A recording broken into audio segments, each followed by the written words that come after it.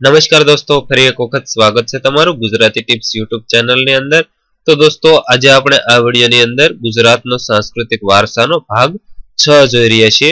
તો જે મિત્રોએ હજુ સુધી અમારી ચેનલને સબસ્ક્રાઇબ નથી કરી તેને ખાસ જણાવવાનું કે પ્લીઝ અમારી ચેનલ સબસ્ક્રાઇબ કરી અને સાથેનું બેલ આઇકન જરૂર દબાવજો, જેથી કરીને અમે નવા કોઈ પણ વિડીયો અપલોડ કરવી કે તરત જ તમને નોટિફિકેશન દ્વારા છે એની જાણ થઈ શકે। તથા વિડીયો પસંદ હોય તો એક લાઈક જરૂર કરજો અને વિડીયોને વધારેમાં વધારે શેર કરવા વિનંતી। તથા તમને આ વિડીયો કેવો લાગ્યો તે અમને કોમેન્ટ કરી અને જરૂરથી બતાવજો। તો ચાલો જોઈએ। તો ભાગ 5 નો છેલ્લો પ્રશ્ન હતો, ચોઘડિયાની સંખ્યા કેટલી છે? તો ચોઘડિયાની સંખ્યા છે 7। તો તેવી જ રીતે દિશાઓની સંખ્યા કેટલી છે? તો દિશાઓની સંખ્યા છે 10। ત્યારબાદ જોઈએ તો વિભિન્ન કલાઓની સંખ્યા કેટલી છે? તો વિભિન્ન કલાઓની સંખ્યા છે 64। ત્યારબાદ જોઈએ તો કુંભ મેળો દર કેટલા વર્ષે ભરાય છે? તો કુંભ મેળો દર 12 વર્ષે ભરાય છે। ત્યારબાદ જોઈએ તો શસ્ત્રોની પૂજા કયા દિવસે કરવામાં આવે છે? તો શસ્ત્રોની પૂજા વિજયાદશમી એટલે કે દશેરાના દિવસે શસ્ત્રોની પૂજા કરવામાં આવે છે। ત્યારબાદ જોઈએ તો ભગવદ ગીતાના કુલ કેટલા અધ્યાયો છે? તો ભગવદ ગીતાના કુલ 18 અધ્યાયો છે। ત્યારબાદ જોઈએ તો વસુઓની સંખ્યા કેટલી માનવામાં આવે છે?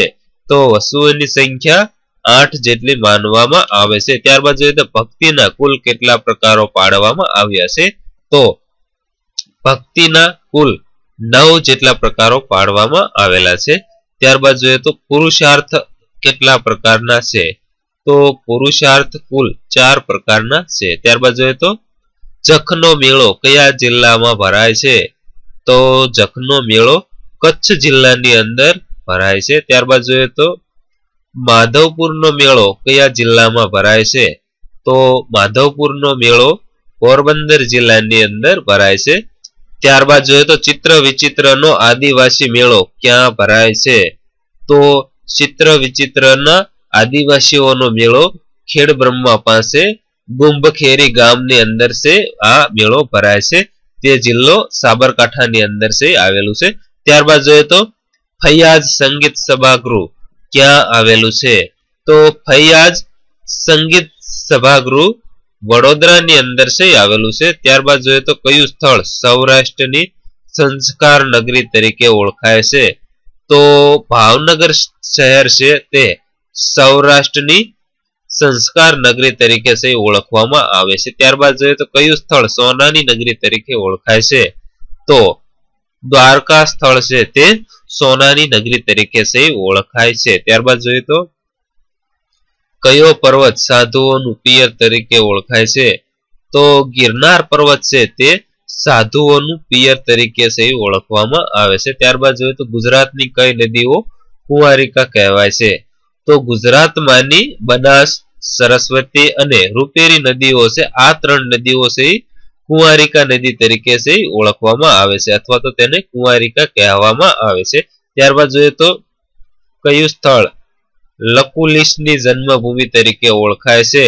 તો કાયાવરોહણ જે છે જિલ્લો વડોદરાની અંદર આવેલું છે આ સ્થળ લકુલિશની જન્મભૂમિ તરીકે છે ઓળખવામાં આવે છે। ત્યારબાદ જોઈએ તો ગિરનારનું પૌરાણિક નામ શું છે? તો ગિરનારનું પૌરાણિક નામ છે રૈવતક। ત્યારબાદ જોઈએ તો બુટ ભવાની માતાજીનું મંદિર ક્યાં આવેલું છે? તો બુટ ભવાની માતાજીનું મંદિર અરણેજની અંદર આવેલું છે।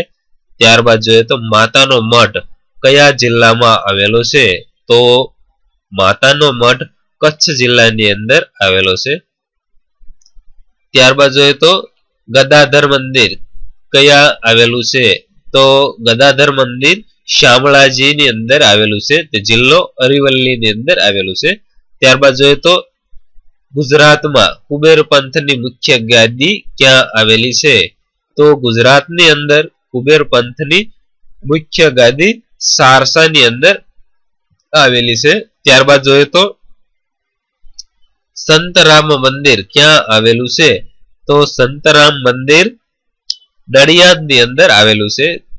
ત્યારબાદ જોઈએ તો પારસીઓના અગ્નિ મંદિરને શું કહેવામાં આવે છે? તો પારસીઓના અગ્નિ મંદિરને અગિયારી કહેવામાં આવે છે। ત્યારબાદ જોઈએ તો હિન્દુ મુસ્લિમ એકતા સમાન પિરાણા તીર્થ સ્થાન ક્યાં જિલ્લામાં આવેલું છે? તો હિન્દુ મુસ્લિમ ના એકતા સમાન જે પિરાણા તીર્થ સ્થળ છે તે અમદાવાદ જિલ્લાની અંદર આવેલું છે. ત્યારબાદ જોઈએ તો રથયાત્રાનો પ્રારંભ કોણે કરાવ્યો હતો? તો રથયાત્રાનો પ્રારંભ મહંત નૃસિંહ દાસજીએ કરાવ્યો હતો. ત્યારબાદ જોઈએ તો વેદ મંદિરની સ્થાપના કોણે કરી હતી? તો વેદ મંદિરની સ્થાપના સ્વામી યોગેશ્વરાનંદજીએ કરી હતી. ત્યારબાદ જોઈએ તો ગુજરાતમાં ગીતા ધર્મનો પ્રચાર કોણે શરૂ કર્યો હતો? તો ગુજરાતની અંદર ગીતા ધર્મનો પ્રચાર સ્વામી વિદ્યાનંદજીએ કર્યો હતો. ત્યારબાદ જોઈએ તો વડોદરામાં શ્રી અરવિંદ કેન્દ્રની સ્થાપના કોણે કરી હતી? તો અમદાવાદની અંદર આવેલું શ્રી અરવિંદ કેન્દ્રની સ્થાપના અંબુભાઈ પુરાણીએ કરી હતી. ત્યારબાદ જોઈએ તો કુંભારિયાના જૈન દેરાસરો ક્યાં આવેલા છે? તો કુંભારિયાના જૈન દેરાસરો અંબાજીની અંદર આવેલા છે. ત્યારબાદ જોઈએ તો નારદ બ્રહ્માની અનોખી મૂર્તિ ધરાવતું મંદિર ક્યાં આવેલું છે? તો નારદ બ્રહ્માની અનોખી મૂર્તિ ધરાવતું મંદિર કામરેજની અંદર આવેલું છે, જિલ્લો સુરત. ત્યારબાદ જોઈએ તો ઘેલા સોમનાથ તરીકે ઓળખાતા ભગવાન શંકરનું મંદિર કયા જિલ્લામાં આવેલું છે? તો ઘેલા સોમનાથ તરીકે ઓળખાતા ભગવાન શંકરનું મંદિર રાજકોટ જિલ્લાની અંદર આવેલું છે.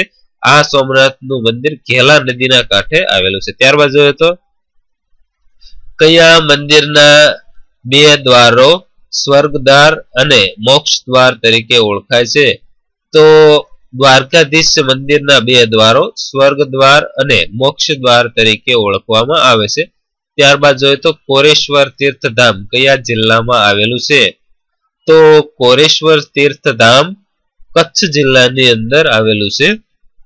ત્યારબાદ જોઈએ તો આપણે ગુજરાતમાં સૌથી મોટો ઘુમ્મટ ક્યાં આવેલો છે?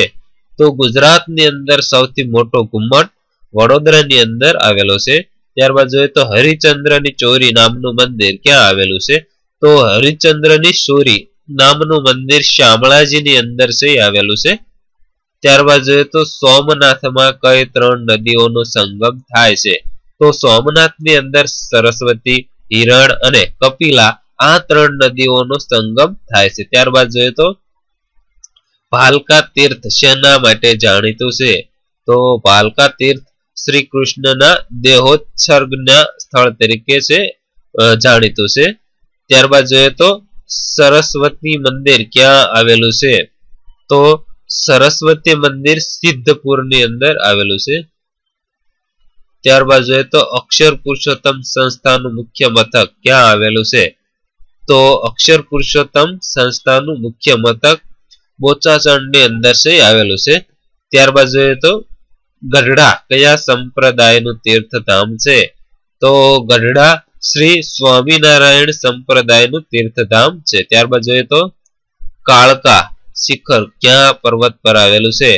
તો કાળકા શિખર ગિરનાર પર્વત ઉપર આવેલું છે.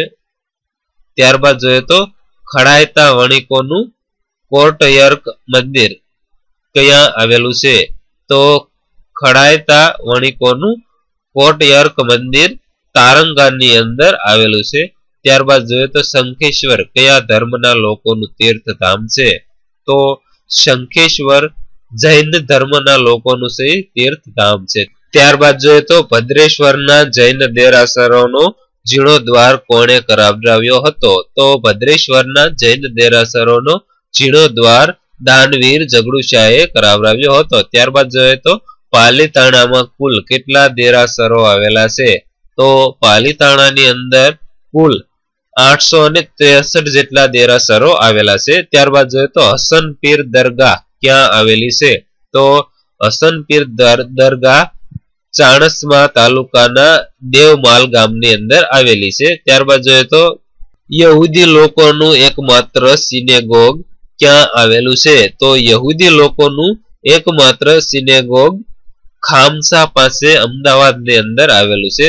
ત્યારબાદ જોઈએ તો ખ્રિસ્તી તીર્થધામ આરોગ્ય માતાનું મંદિર ક્યાં આવેલું છે? તો ખ્રિસ્તી તીર્થધામ આરોગ્ય માતાનું મંદિર પેટલાદની અંદર આવેલું છે. ત્યારબાદ જોઈએ તો ડુમ્મસ પર્યટન સ્થળ ક્યાં જિલ્લામાં આવેલું છે? તો ડુમ્મસ પર્યટન સ્થળ સુરત જિલ્લાની અંદર આવેલું છે. તો દોસ્તો આ હતા ગુજરાતનો સાંસ્કૃતિક વારસાનો આપણે ભાગ 6 જોયો હતો. તો ભાગ 7 જોવા માટે પ્લીઝ અમારી ચેનલને સબસ્ક્રાઇબ કરવાનું ન ભૂલતા તથા વિડીયો પસંદ હોય તો એક લાઈક જરૂર કરજો અને વિડીયોને વધારે શેર કરવા વિનંતી.